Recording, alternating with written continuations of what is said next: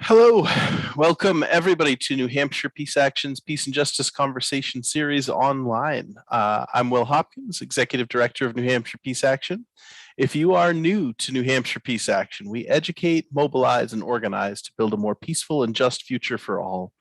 We envisage a future where international relations are based on cooperation instead of competition and conflict, and where mutual benefit and shared security lead to a more peaceful and just global community. The corona pandemic spurred us now going on 2 years ago to start this biweekly conversation series as a way to continue our public education work. And we found it such an effective way to do our outreach that we've decided to continue on indefinitely. This biweekly online conversation series is intended to help us engage, learn, and sort out how to make the changes we've been yearning for. In the spirit of understanding and respect, we'd like to acknowledge that we're doing our work here in New Hampshire on the traditional ancestral homeland of the Abenaki, Pennacook, and Wabanaki peoples past and present.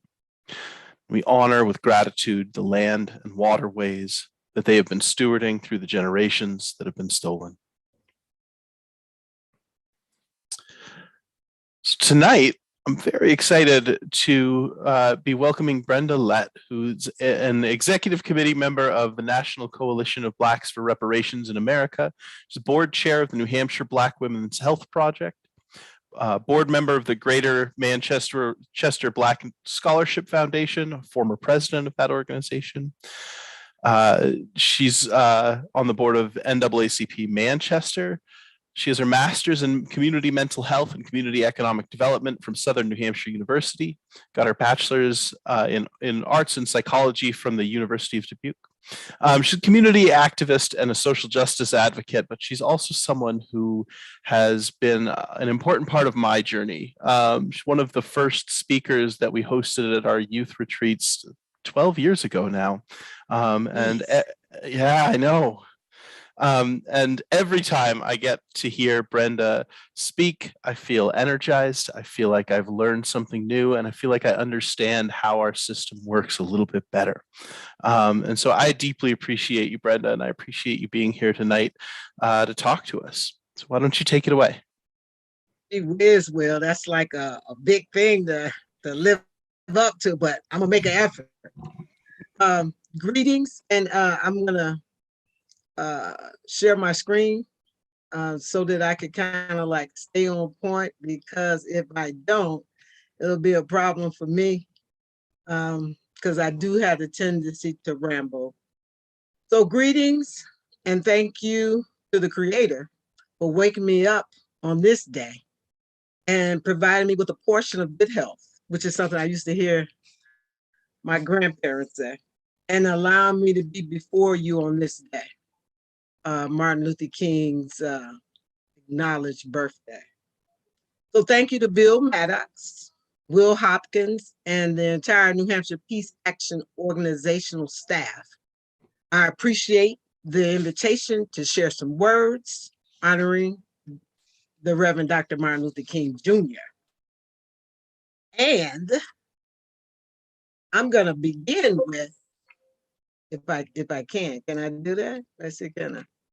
Yeah, I'm going to begin with a quote from my classmate, Arnie Alpert, the New Hampshire American Friends Service Committee Coordinator Emeritus. And I quote, "What we have to look forward to for Martin Luther King Day is to reconnect ourselves with values that tie together a message of peace, a message of social justice, a message of standing up forever against racism, and linking that together through social movements that take courageous, non-violent action." So we are being encouraged to use our words and not the military. So as we share conversations about peace and justice, as your presenter on this day, I remind you No justice, no peace. My comments will highlight the justice aspects of securing peace through repair. Reparations means repair.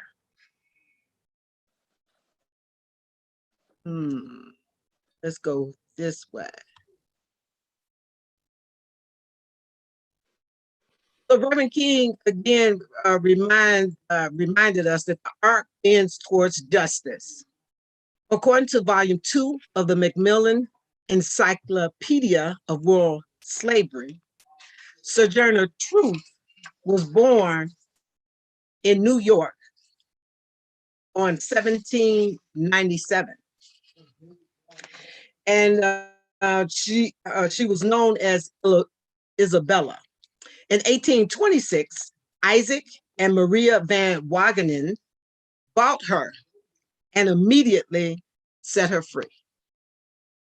She adopted her last name in gratitude, and in 1843, she answered a call from God by changing her name to Sojourner Truth and setting out on foot across southern New England, the native land that Brother Will just told us about.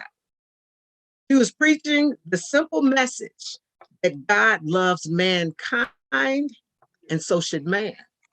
Sojourner Truth identified as an abolitionist after joining the Northampton, Massachusetts Association, fondly remembered for her "And Ain't I a Woman" speech delivered in 1851 at the Women's Convention in Akron, Ohio. And I quote, "I have borne 13 children and seen most all sold off to slavery. And when I cried out with my mother's grief, none but Jesus heard me. And ain't I a woman?" The arc bends towards justice, and Sojourner Truth engaged in reparative work. In 1845, she addressed the annual meeting of the American Anti-Slavery Society in New York City. In 1851, she preached the gospel of abolition throughout Western New York and Ohio, supporting herself by selling copies of her life story, which was written by Olive Gilbert. In 1861, Sojourner stopped speaking about abolition and instead promoted the use of African descended troops in the Union Army. In 1864, Sojourner Truth moved to Washington, D.C., where she worked as a resettlement counselor for the privately funded National Freedmen's Relief Association and the U.S. Freedoms Bureau. Shortly after this period, Jim Crow appeared. Oop, wrong way. The minstrel character, which you see over there on your right, the minstrel character's name, Jim Crow, became a kind of shorthand for the laws, customs, and etiquette that segregated and demeaned African Americans primarily from the 1870s to the 1960s. Jim Crow was more than a series of rigid anti-Black laws. It was a way of life. Under Jim Crow, African Americans were relegated to the status of second-class citizens. Jim Crow represented the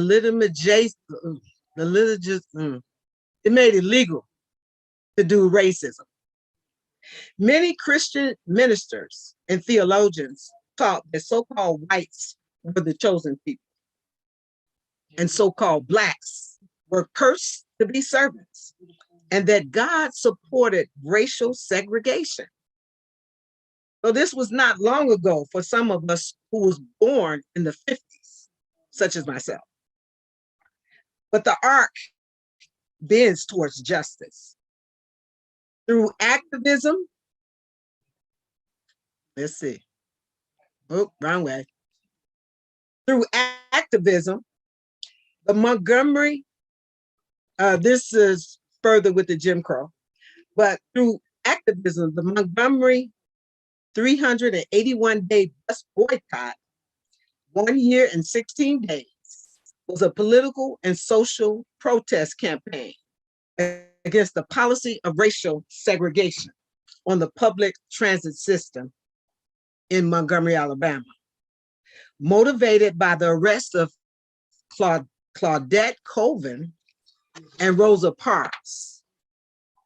So, on February 12th, 1968, 1,300 men of African descent who were sanitation workers in Memphis, Tennessee, began a strike to demand better working conditions and higher pay. Their stand marked an early fight for financial justice for workers of color as part of the civil rights movement. The strike also drew in Reverend King, and there were 11 days after deaths as these 1,300 Black sanitation workers in Memphis walked off the job protesting horrible working conditions, abuse, racism, and discrimination by the city. And I secured this information from the King Institute at Stanford University. So what I have here, and you may not be able to see all of it, is the National Civil Rights Museum. Over to your left is an exhibit that they have there called the I Am Man. I Am a Man, rather. And here is an updated version of some young brothers with the same I Am a Man. I would encourage you, if you have not already done so, to go to the National Civil Rights Museum, located at 450 Mulberry Street in Memphis, Tennessee. And it's in the heart of that of the district and of the downtown Memphis. I would encourage you to do that. So, racism. For those of you who don't know me, when I arrived here to New Hampshire in, I guess that was 1993, when I started school with my good buddy, Arnie Albert. I used to be racism. But for the purpose of this presentation, I just have these 4 bullet points. Racism is based on power and privilege. And in order to heal or repair, we must diagnose our ailment and engage in transparent behaviors to resolve this illness. Racism is not personalized to people of African descent. It affects us all. Racism has been an ongoing element in our country for years. Now we're going to jump a little bit to the 80s. In COBRA, which is the national, it should be a coalition in there. Sorry about that. C is for coalition. The National Coalition of Blacks for Reparations in America. That is in COBRA. It was founded in 1987 as a grassroots reparation advocacy organization. And through 3 decades of volunteer-based work, and COBRA has sustained the work and the call for reparation justice or reparatory justice, and laid the groundwork for local and national reparations. This latest legislation, HR 40, is no longer just a study bill. It is now the commission to study and develop reparation proposals for African Americans. There's also a Senate Bill 40, which is also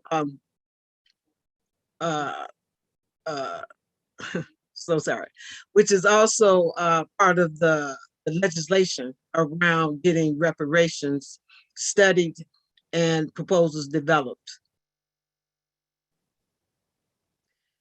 COBRA has 9 commissions in 5 regions. Our commissions include economic development, education, health, information and media, international affairs, legal strategies, legislative, membership and organizational development, and youth. Our 5 regions are Midwest, where I'm originally from, Northeast, where I currently live, the Southeast, Southwest, and West. We'll probably be doing a Northwest later on as we expand more, because we are looking to expand. So now we talk a little bit about the 5 entry areas. Peoplehood and nationhood is where we begin.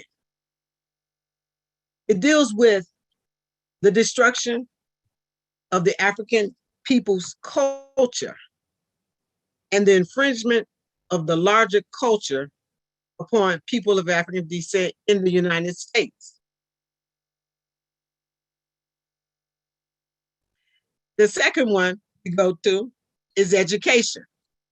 The denial of the right of an education started during enslavement, with criminal sanctions imposed on our ancestors who learned, and anyone, including some of your ancestors, who were willing to teach them to read or to write.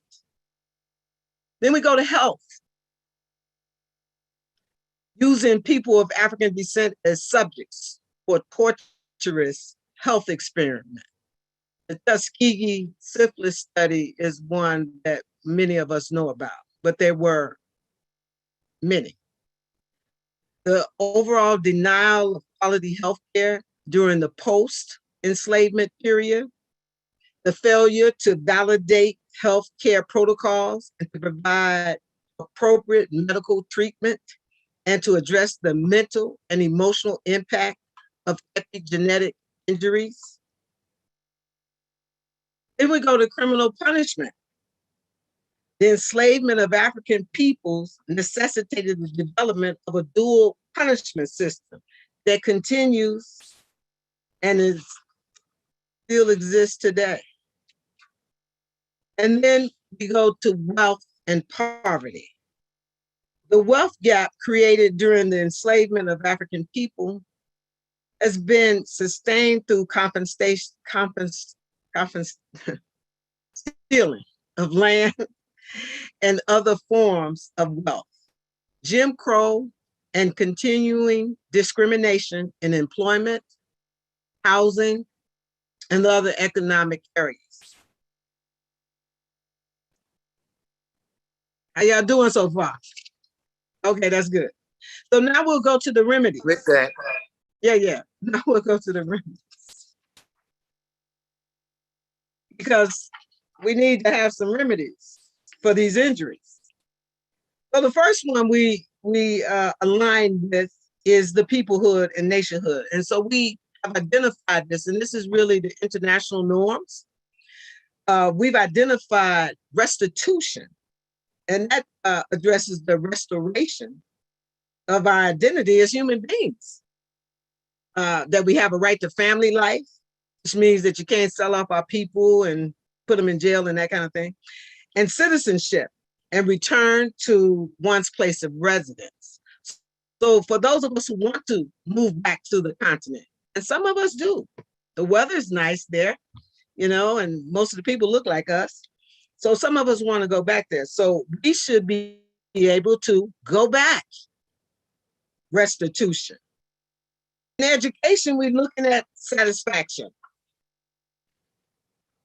And that's addressing the miseducation that Carter G. Woodson talked about. Addressing the miseducation about the humanity and the history of African people, incorporated in the educational system from pre-K to postgraduate. Providing accurate information at all educational levels to defy the lie of so-called Black inferiority and the so-called lie of white superiority. Then we're looking at health. Health deals with rehabilitation, which includes medical and psychological care, as well as legal and social services. This mandate in general is enough to address the broad range of symptoms and conditions resulting from the health injury. And then criminal punishment. That remedy is the guarantee of non-repetition. So it is to ensure all civilian police and military proceedings abide by international standards of due process, fairness, impartiality, strengthening the independence of the judiciary and promoting the observance of codes of conduct and ethical norms. The obvious disparities with incarceration are not only an indicator, but also an indictment of the biased criminal system of law enforcement, jurisprudence, and incarceration in American society. So the guarantee of non-repetition is really what we're seeking as it relates to criminal punishment. And then finally, the thing that most people think about when they talk about reparations is compensation. So it provides economic damages as appropriate and proportional to the gravity of the violation and the circumstances of each case, resulting from physical and mental harm, also opportunities in employment, education, social benefits of being considered human. So the connection with that is there's no amount of money that really can address that. So the compensation is an acknowledgement. And so while insufficient to address the full harm caused by African chattel enslavement, Jim Crow, and what we have going on currently, even though on Martin Luther King Day, things are a lot better, but we still got a lot of work to do. So compensation is an important component, but it is insufficient to address all the harms. So reparations now, full repair. INCOPA will continue the work for reparations around repair, and we invite individuals, organizations, allied movements to participate in this fight for reparations for people of African descent. Through this work, we remember the horrors endured by our ancestors. And when we say our ancestors, we're pretty much talking about all of the people who are going on, and honor the hope of our ancestors and ensure the delivery of repair to communities and the next generation.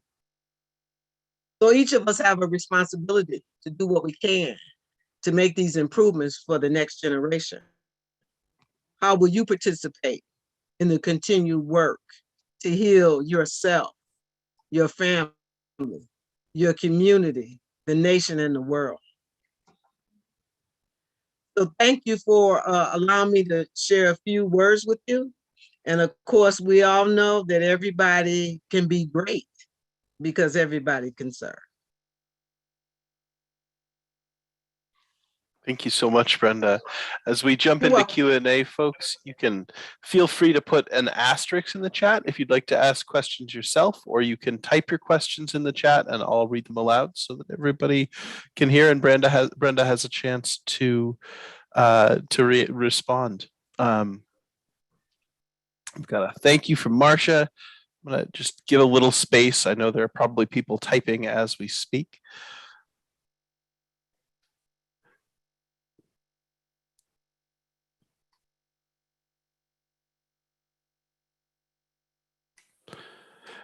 So, I mean, I guess while we've got a little bit of space while people are typing, I want to ask: is there anywhere, any state where kind of your 5 final bullet points are starting to be implemented?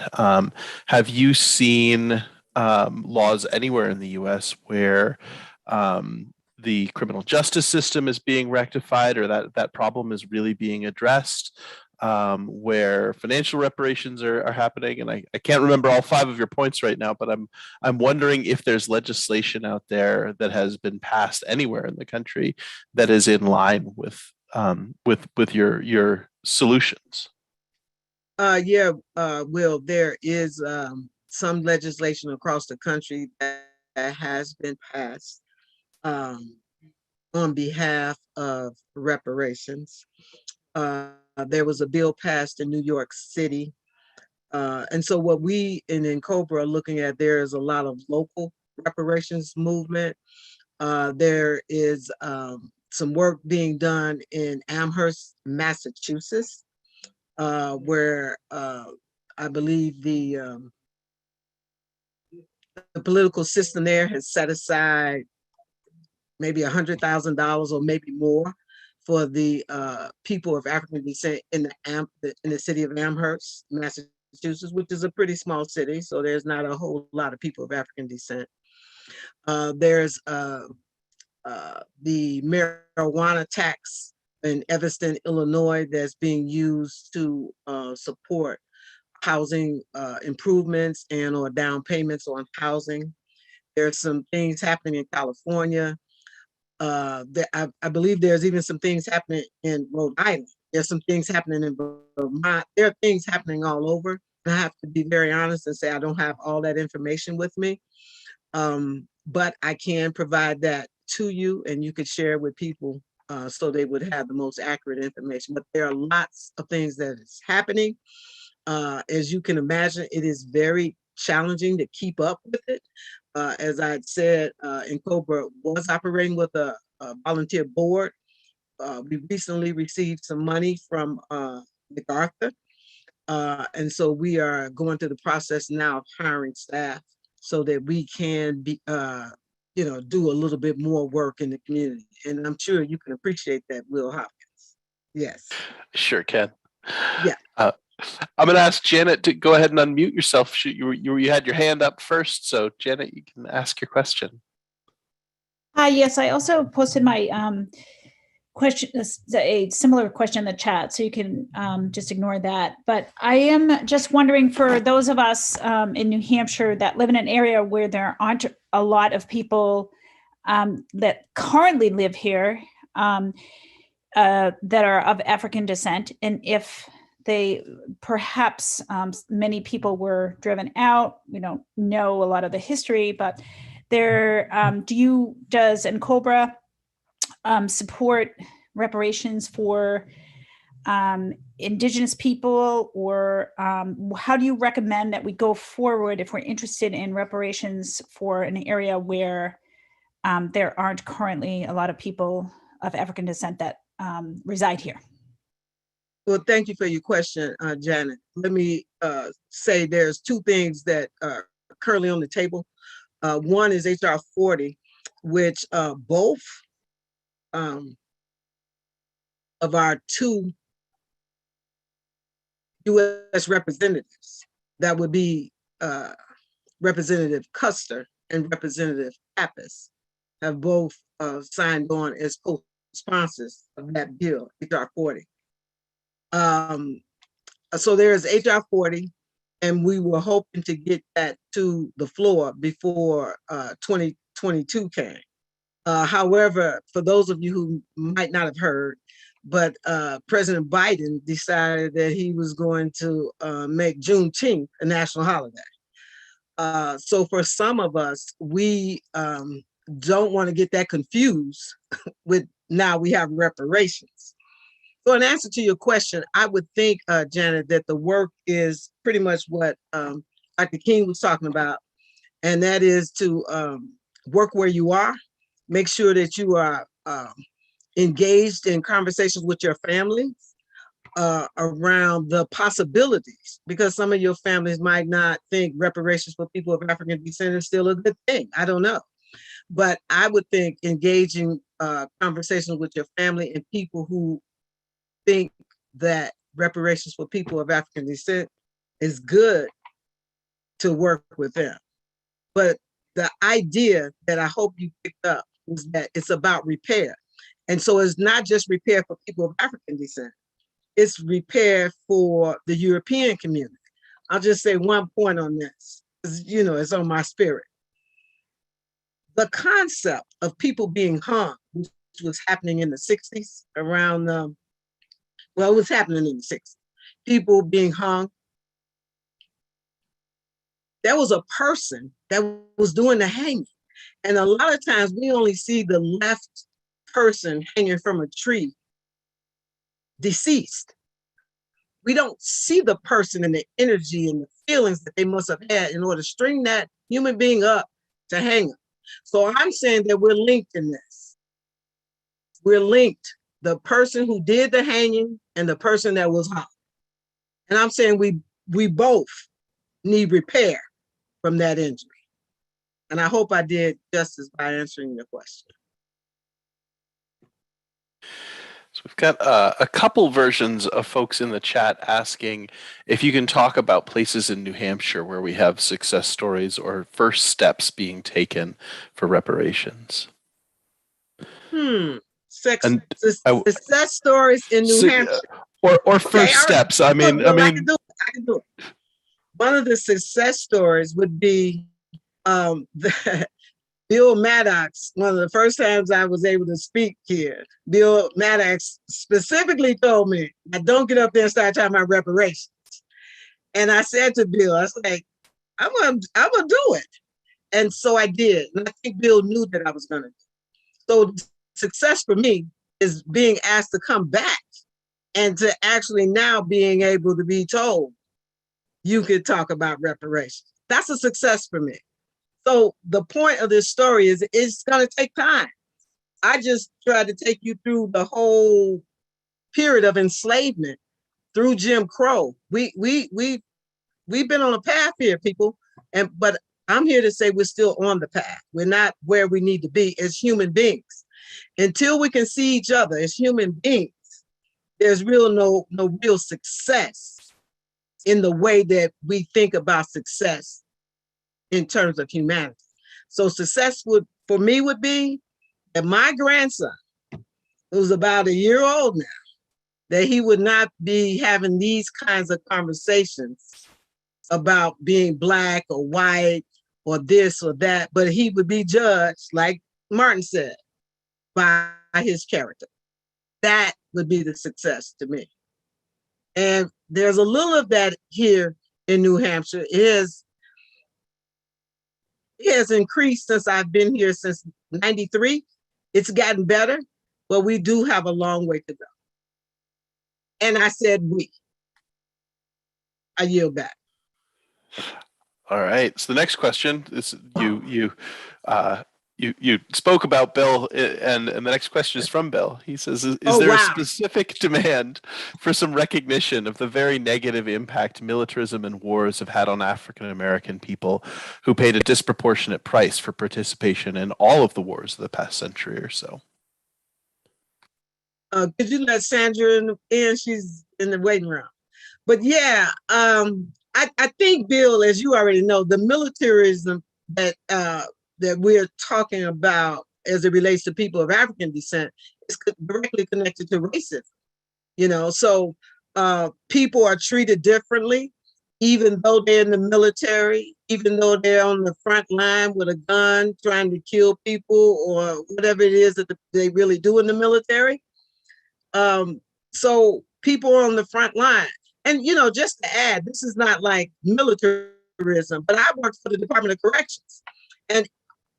And I had to do it too often, brothers and sisters, ladies and gentlemen. I had to do it too often to remind people, I am not an inmate. I work here. And I had to do that because they were treating me as if though I was an inmate. And I don't think they did it intentionally. I think they did it matter-of-factly, but fortunately, I felt comfortable enough to let them know, no, you can't talk to me like that. You can't do me like that. And people apologized to me. Now, I don't know how they may have treated the next person of African descent, but sometimes we got to go one by one until we can go 2 by 2, until we can go by 4s and 16. and so forth and so on. All right, I'm going to give the floor to Pastor Renee Roos. Go ahead. Hey, Pastor. How are you, Brenda? You did an excellent job, my sister. Thank you so much. I appreciate that.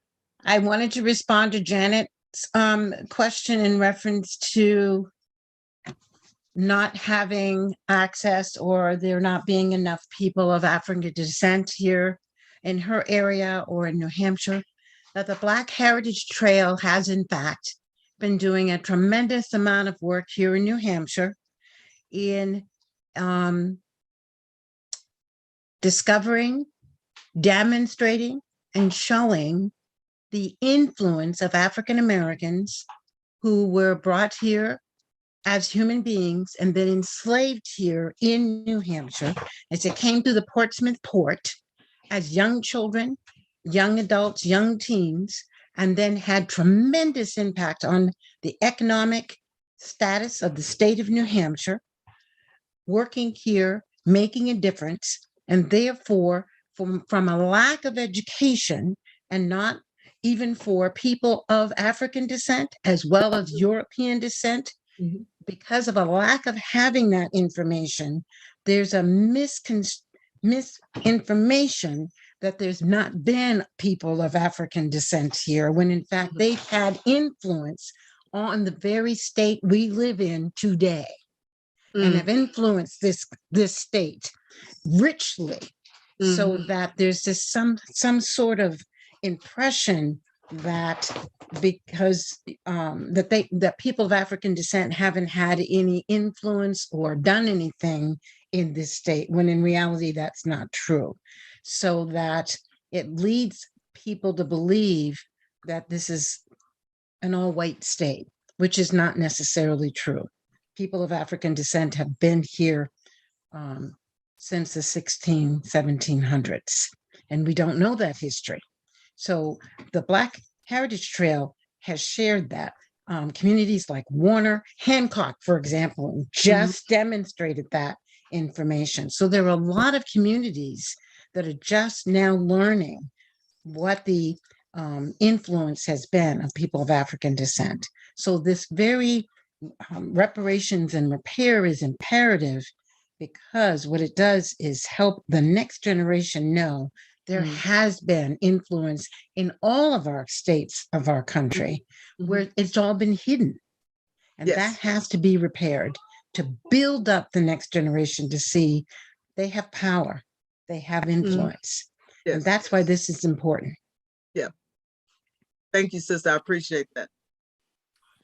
Yeah, and to hear more about that, we do have a program that Jerry Ann Bogus from the Black Heritage Trail did for us last year that folks can check out on our YouTube or Facebook or on our website. So to hear more about that history in New Hampshire, Jerry Ann is the executive director of the Black Heritage Trail. So, and you can check out the website, their website, which is in the chat.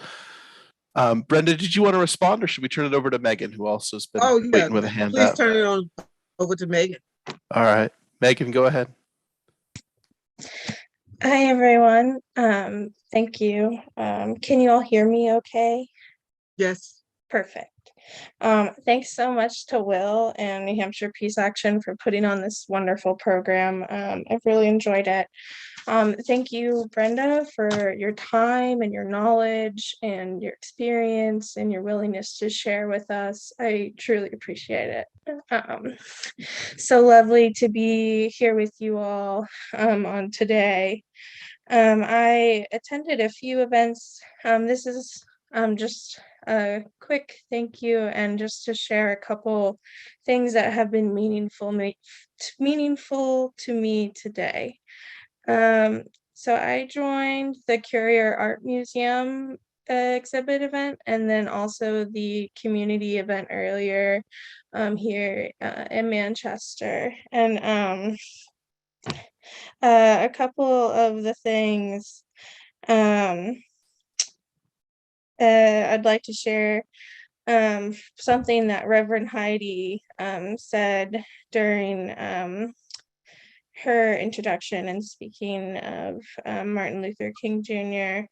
May we have bold hearts that seek after beloved community.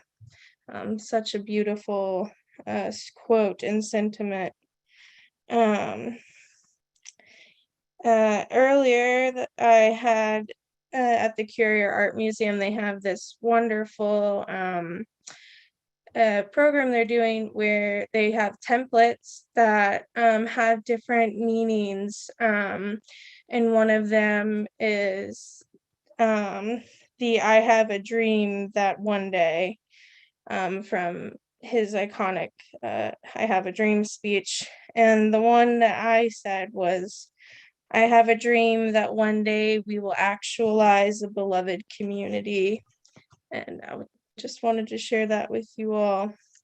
And speaking of the next generation, something James McKim, who I know is on this call, said is that we are in good hands with our youth. And that is so true. And yes, I just wanted to share those thoughts with you all. Thank you so much for being here. Thank you, Brenda. I really appreciate your discussion around the injuries of racism and oppression and some of the remedies to that historical oppression and slavery. So thank you all so much. I yield back. Thank you. Thank you, Megan, for sharing that. I really do appreciate it. I am slightly familiar with the beloved community. And I think that the concept of it is really good. And I think that we need to work towards getting there. Some of us are closer to being able to embrace each other as human beings than others. And so we are all somewhat a work in progress as a people, as human beings. It's almost part of being human is being a work in progress. I think you're right, Will. I think you're right. So we've got lots of great questions in the chat, and I'm trying to pick one out right now, and I'm going to go with Ridgely Fuller's. I don't actually. Hopefully, you know more about this than I do, because I wouldn't. I'm not sure I know exactly what's being talked about, but how does the strategy outlined in From Here to Equality, THN, I'm not sure what that is, having local cities and towns all over the U.S. vote to support HR 40 fit into your list of things we can do? Is that something, should we be looking at town and city resolutions around HR 40? Yes, I think we should, because the more support we have for the idea of people of African descent receiving those reparations, and again, we're not really just talking about compensation. I just want to keep saying that point. But the idea, that more and more people get the idea and get comfortable with that concept, the better off we are. So where we are, and I didn't mention the other piece of it, one is the legislation, my brothers and sisters, and the other is this executive order. So we, in COBRA, we're pushing for HR 40 legislation, along with the S40 bill, the companion bill that was submitted by Senator Booker. However, if we can't get it to the floor, we believe we can get it to the floor and have the House pass it, but it's unlikely that the Senate will. So we're looking for President Biden to do an executive order. And we are going to probably look at Juneteenth to be kicking that off. And that was one of the reasons I was talking to you earlier about the Poor People's Campaign, Will, because we know that Reverend Barber will be in Washington, D.C. in June. So we're looking to see if we can coordinate with him, not so much so that he would champion reparations solely, but we want him to be supportive. And then our plan is to push toward having the executive order. So all of this is going to take a lot of coordination, a lot of organizing, but we believe that between now and when Joe Biden's term ends, that he should honor what he told us, which is he's not going to forget the African community. And even now, just yesterday, a state representative, Linda Gaffray, who I see is on the call, we were meeting with the Democratic leadership. And again, They often want the people of African descent to come and support them, give them money and all of that. And I'm with that.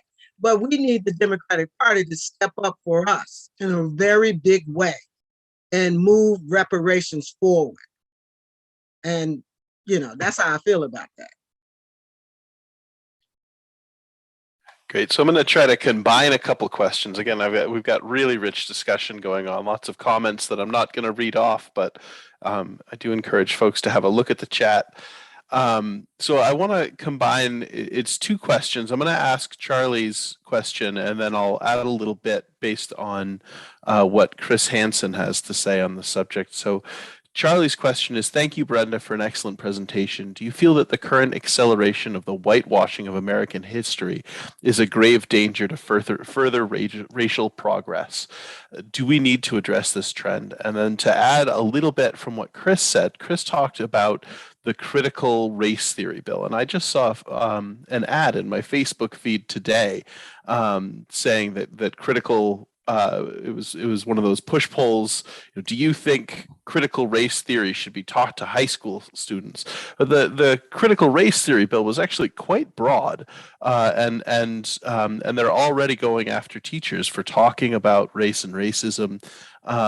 So I guess there's a lot of you could probably give a presentation just on this, but how do you see us addressing the trend of the whitewashing of history and the refusal to talk about real history, and the structural blocks to talking about real history in our schools right now?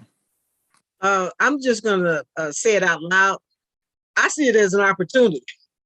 I see it as an opportunity because truth is going to ring through. I mean, regardless of what politicians do, regardless if people try to chop off your hand, regardless if they're raping your wife and your daughter, all of these atrocities, truth is going to ring through. So I see it as an opportunity, particularly with the critical race theory. If they're not going to teach it in school, we're going to do Saturday schools. I heard Jim McKim was on the call. I heard he was here. And he'll tell you that the NAACP has been talking about doing a Saturday school for a minute now. So if they're not going to do it in school, we need to do it in our homes. So there's going to be whitewashing. There are going to be people who want to stop us. But we can't stop. We must do the right thing by each other and by our children. And it's our responsibility to add, not to take away. So I see it as an opportunity. They say no, we say yes. And we keep pushing. We keep pushing. That's how we got as far as we are. We're not where we need to be. But now I can go into a store. I can go into a hotel. I can do a lot of things that some of the people before me couldn't do. I can do things my grandparents didn't do. My grandmother, Maggie, picked cotton for 50 cents a day. I'm not picking cotton. I kind of felt a little bit like that when I was at the prison, but I'm just saying. But I'm not picking cotton. So we're better off in many ways, but in some ways we're still not there. But in answer to the question, it's an opportunity. Let's look at it as such, and let's just tell the truth. You can best believe teachers are going to find a way to teach their children, their students. They're going to find a way. I yield back. Oh, thank you so much, Brenda. It's been one of the many really disturbing things to me that have happened in the State House and even at the federal level in recent years that has been felt soul crushing. But looking at it and saying that's just an opportunity for us to say, why are you not letting us tell the truth? Why are you hiding the truth? Yeah. It's such a valuable lesson that that you just reframe it and think about it as, what's the opportunity in this? And there is I deeply appreciate so we got to that. find the opportunity. And part of it is us being able to have a discussion, because as you know, the more people get together, that's where creativity comes in. right? That's where creativity, and then we can figure out how to solve a problem. So I say, let's keep moving. They won't teach it. We'll teach it. We'll teach it in the churches. We'll teach it in our homes. We'll teach it at the NACP meetings. We'll teach it with Will's group. Hey, we'll just do what we have to do like we've been doing. That's what we've been doing as a people of African descent. I don't know if you've been paying attention to the people of African descent. We've been working, right? You've been telling us no, not you, but people have been telling us no, and we keep saying yeah. I told you how they tried to treat me at the prison, even though I kind of like that job. They tried to treat me kind of bad there, you guys. They did. Oh, thank you, Brenda. Xandra, did you have a question, or you just plussing for? I'm always plussing anything Brenda says. This is a good program. Thank you. All right, I'm going to grab Alan Davis's question next. So Alan asks, Representative Ann Custer. Representative Ann Custer has signed on to HR 40. Has Chris Pappas? Is there an effort to get our two senators to sign on to S40? Yes, there is an effort to get the two senators. We have reached out to the two senators. Our legislative commission has been working hard on all the senators and U.S. representatives across the country.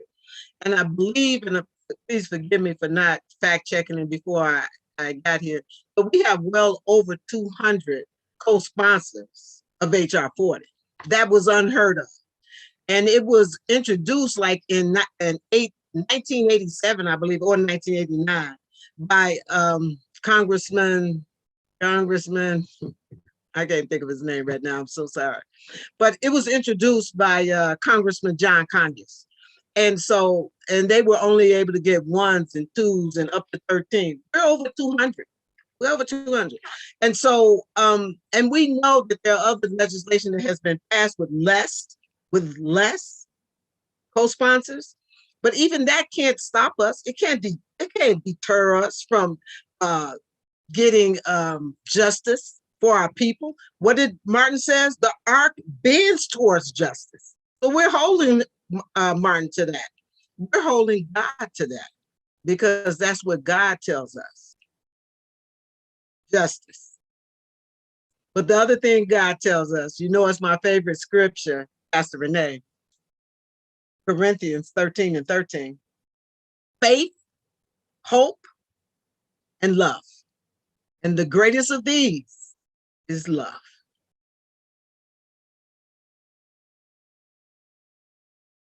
Just want to hold that for a second before we move forward. So we have time probably for one more question, and I'm looking through the list. There's a lot of great commentary. Some great things from James here. I know as I go up, there's one. This is from Janet Perkins Howland. For those of us that live in an area, we already addressed that question. I'm sorry. Do a repeat question.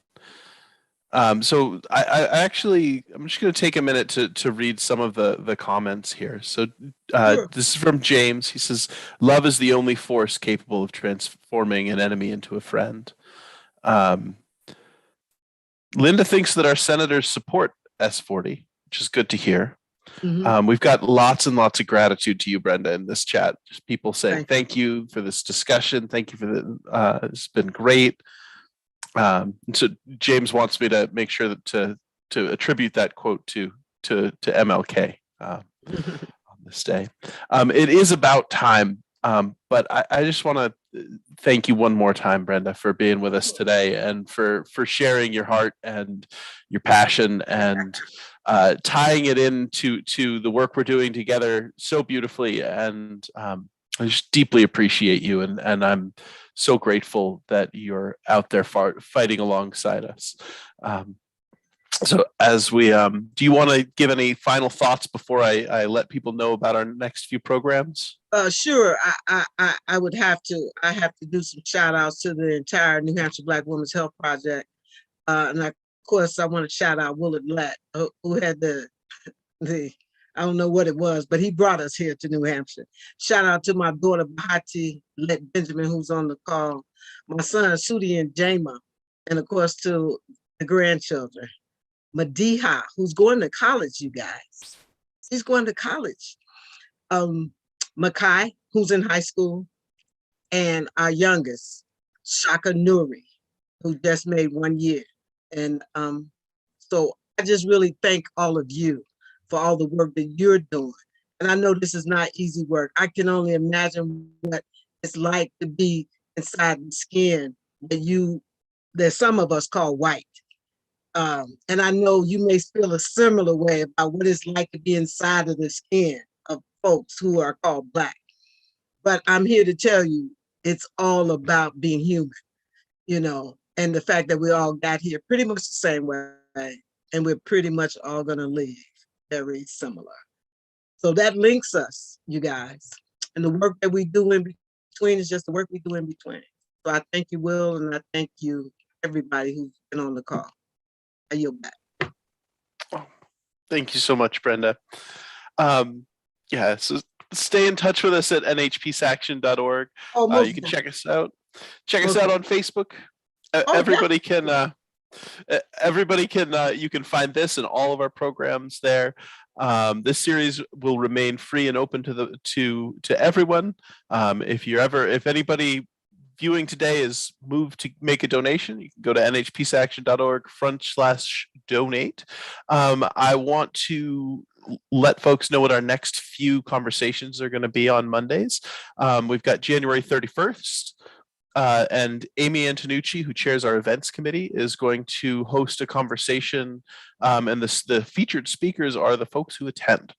So the hope there is after our annual strategic retreat, we're going to talk a little bit about what our work is going to look like together this year.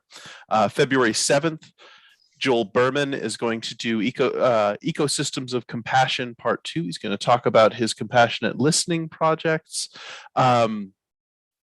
As we move forward, we'll have Joseph Gerson, Dr. Joseph Gerson out of Massachusetts.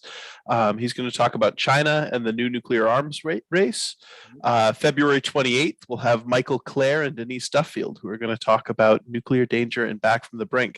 And the schedule goes out well beyond that, but we are out of time, so I'm going to start reading them off.